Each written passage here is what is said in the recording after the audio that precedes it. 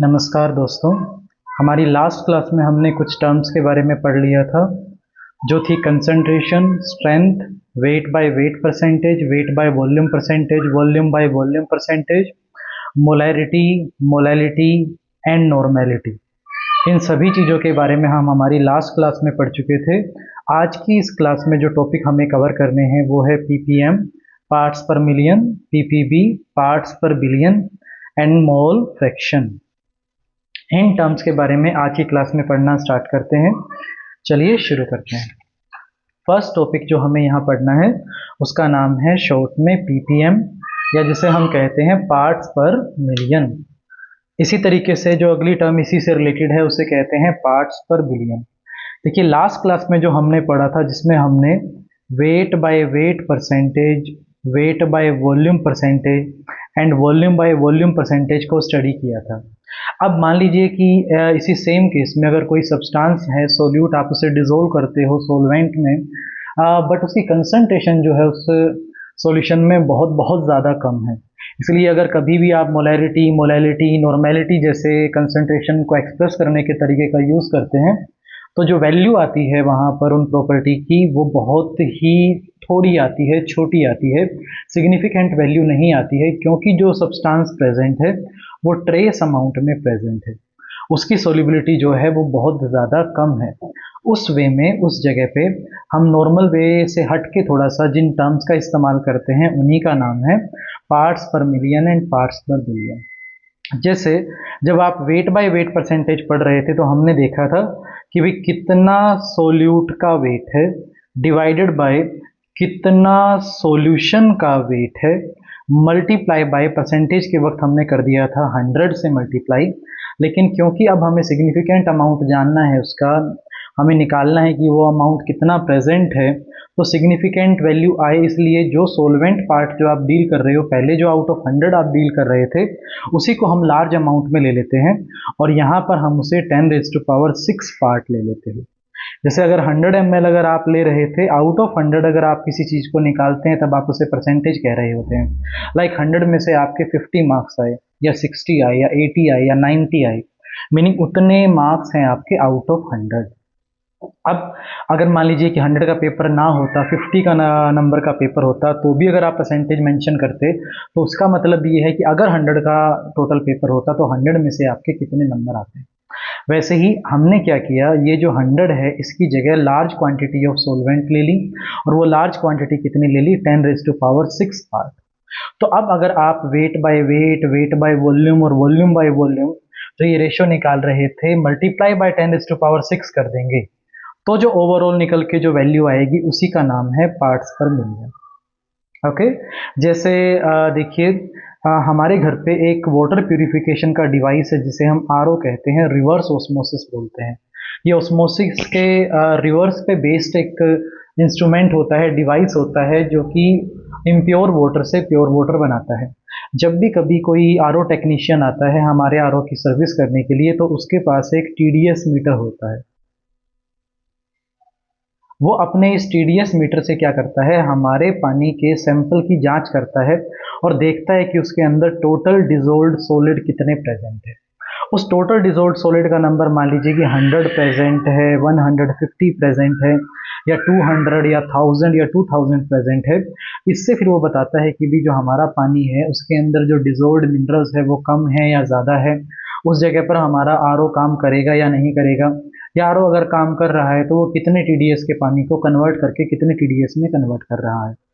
ये जो वैल्यूज़ आती हैं, क्योंकि जो भी मिनरल्स डिजोल्व हैं हमारे पानी में उनका कोई बहुत लार्ज अमाउंट प्रेजेंट नहीं है, उनकी कंसंट्रेशन कम है, तो उस वे में जो टीडीएस मीटर में जो आपको वैल्यूज़ नज़र आ रही है, ये 10, 20, 30 या कोई भी वैल्यू, ये होती है हमारे पीपीएम के अंदर, पार्ट्स पर मिलियन के अंदर।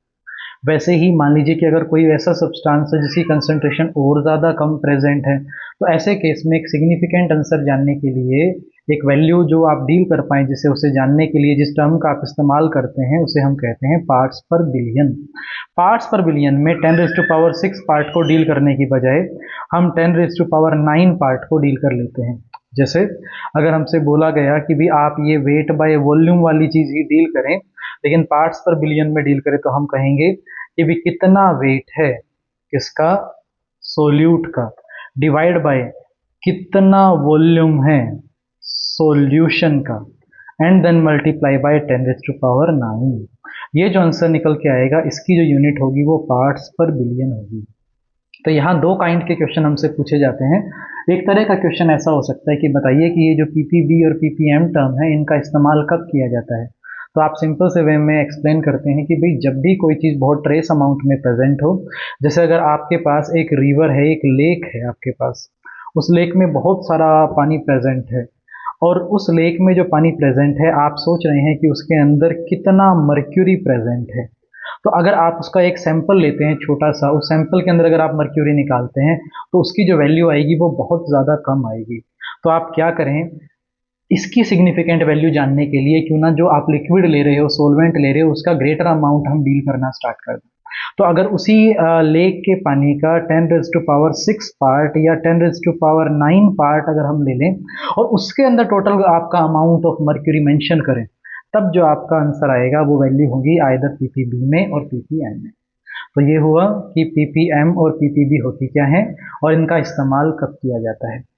लास्ट टॉपिक जो है हमारा आज की इस वीडियो का, उसे स्टार्ट करते हैं। उस टॉपिक का नाम है मोल फ्रैक्शन। Mole fraction. अब सिंपल वे में कोई हमसे पूछे कि मोल फ्रैक्शन होता क्या है, देखिए इसे एक्स से रिप्रेजेंट करते हैं। और मोल फ्रैक्शन होता है, मान लीजिए कोई आपने क्या किया, एक सब्सटेंस है, नमक है, उसको आपने पानी में डिजोल्व करके एक सॉल्यूशन बना दिया। हमने दोनों को डिजोल्व किया, एक सॉल्यूशन बना लिया। अब सॉल्यूशन बनाया हमने तो कुछ अमाउंट वहाँ पर नमक का डला होगा और बाकी जो रिमेनिंग अमाउंट होगा वो पानी का होगा। तो हम ये जान सकते हैं कि भी इसके अंदर कितने नंबर ऑफ मोल्स प्रेजेंट है सोडियम क्लोराइड के। ये जानना भी हमारे लिए बड़ा सिंपल रहेगा, हमने पढ़ा है, बस हमें उसका वेट और उसके मोलिकुलर वेट के बारे में पता होना चाहिए, जो मोलर मास है उसके बारे में पता होना चाहिए। अगर आप इनका रेशो निकाल लेंगे तो आपको number of moles of sodium chloride पता लग जाएगा। वैसे ही अगर पानी के बारे में है तो अगर हमें पानी के नंबर ऑफ मोल्स निकालने हैं तो पानी के नंबर ऑफ मोल्स निकालते वक्त जो गिवन वेट है उस पानी का, आप पानी के मोलर मास से उसे डिवाइड कर देंगे तो जो रेशो निकल के आएगा उसको आप पानी का नंबर ऑफ मोल्स कहेंगे। यानी हम number of moles find out कर सकते हैं किसी सॉल्यूशन में जितने भी कंपोनेंट प्रेजेंट है उन हर एक के लिए। तो आप उन हर एक कंपोनेंट की जो सॉल्यूशन में प्रेजेंट है उसके मोल फ्रैक्शन को भी एक्सप्रेस कर सकते हैं। और ये होता है लाइक, अगर मैं mole fraction of sodium chloride mention करूं तो ये होगा कितने नंबर ऑफ मोल्स मेरे उस सोडियम क्लोराइड के प्रेजेंट है, अपॉन में डिवाइड में total number of moles solution में कितने हैं। अब टोटल नंबर ऑफ मोल्स है, उसके अंदर देखिए number of moles of sodium chloride भी होंगे और number of moles of water भी होंगे। दोनों पार्ट को ऐड करके आपको वो एन टोटल मिलेगा। तो ये रेशो जो आप निकालेंगे वो आपका mole fraction of sodium chloride कहलाएगा। इसी वे में अगर आपके लिए, अगर आप पानी का मोल फ्रैक्शन यहाँ पर निकालना चाहें तो सेम वही, पहले तो आपको ये पता करना होगा कि कितने नंबर ऑफ मोल्स है पानी के और divided by total number of moles of all the component present in the solution कितने हैं। तो आप जानते हैं कि यहाँ number of moles sodium chloride के भी होंगे और यहाँ नंबर ऑफ मोल्स वाटर के भी होंगे। तो जो रेशो निकल के आएगा वो number of moles divide by total number of moles से उसे हम मोल फ्रैक्शन कहेंगे। वो मोल फ्रैक्शन ऑफ वाटर का अलग निकल के आ जाएगा और mole fraction of sodium chloride का अलग निकल के आ जाएगा। एक जो ध्यान देने वाली बात है, बड़ी इंपॉर्टेंट बात है, वो ये है, अगर मान लीजिए कि आपके सॉल्यूशन में कई कंपोनेंट प्रेजेंट है, मान लीजिए मैंने एक सॉल्यूशन बनाया और उसके अंदर कई सारे कंपोनेंट प्रेजेंट है, अगर आप इन सभी कंपोनेंट के मोल फ्रैक्शन की वैल्यू को ऐड ऑन करते हैं, आपने ऐड ऑन किया x of a, x of b, इसी तरीके से mole fraction of c and mole fraction of d को एज ऑन आप करते रहे जितने भी कंपोनेंट्स हैं उनके लिए, तो रिजल्टेंट जो वैल्यू निकल के आएगी सबके लिए आएगी, वो आ जाएगी 1 के बराबर। यानी अगर आपका एक बाइनरी सॉल्यूशन हो जिसके अंदर सिर्फ 2 ही कंपोनेंट प्रेजेंट है और आपको एक कंपोनेंट का आपने ना कैलकुलेट करके मोल फ्रैक्शन निकाल लिया है, तो दूसरे कंपोनेंट का मोल फ्रैक्शन निकालने के लिए आपको सिर्फ क्या करना पड़ेगा, 1 में से माइनस करके निकालना पड़ेगा। ओके, कई बार हमसे क्वेश्चन पूछा जाता है कि भाई ये जो डिफरेंट वेज है कंसंट्रेशन को एक्सप्रेस करने के, कंसंट्रेशन में जैसे स्ट्रेंथ हो गई और मोलैरिटी मोलैलिटी नॉर्मेलिटी पार्ट्स पर मिलियन पार्ट्स पर बिलियन हो गई, मोल फ्रैक्शन हो गया। इनमें से एक टर्म ऐसी है जो कि यूनिट लेस टर्म है, बाकी सभी की कोई ना कोई यूनिट है। जैसे कि मोलैरिटी को मोल पर लीटर, मोलैलिटी को मोल पर किलोग्राम, पार्ट्स पर मिलियन के लिए ppm, पार्ट्स पर बिलियन के लिए ppb, नॉर्मेलिटी के लिए नॉर्मल। ओके।